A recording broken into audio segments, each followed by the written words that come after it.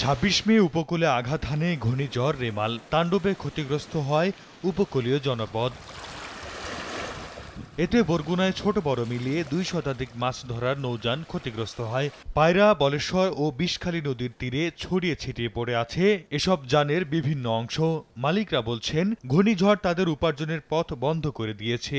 সরকারি সহযোগিতার পাশাপাশি বিনা সুদে ঋণ না পেলে নতুন করে ট্রলার বানানো কিংবা সংস্কার করা সম্ভব নয়। তুফান ছিল নদীতে, যার কারণে সম্পূর্ণ একদম ক্ষতিগ্রস্ত হয়ে গেছে। বোটের মানে ওটা হারাবার মতো আর কিছু নাই।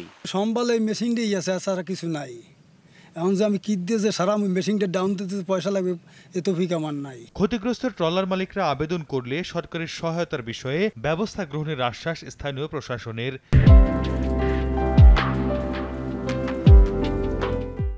স্থানীয় মেম্বার বা চেয়ারম্যান এদেরকে গ্যারান্টর করে তারপরে তাদেরকে ঋণের আওতায় নিয়ে আসতে পারি। আবেদনটা আমরা সরকারের কাছে পৌঁছালে আমার বিশ্বাস যে মৎস্য অধিদপ্তরও কিন্তু এই বিষয়ে যে যারা ক্ষতিগ্রস্ত তাদেরকে কিন্তু সহায়তার হাত বাড়িয়ে দেবে। ট্রলার মালিক সমিতির তথ্য মতে বরগুনায় প্রায় ৩,০০০ মাছ ধরার নৌযান রয়েছে। এসব ট্রলারে কাজ করেন প্রায় ৪৫,০০০ জেলে।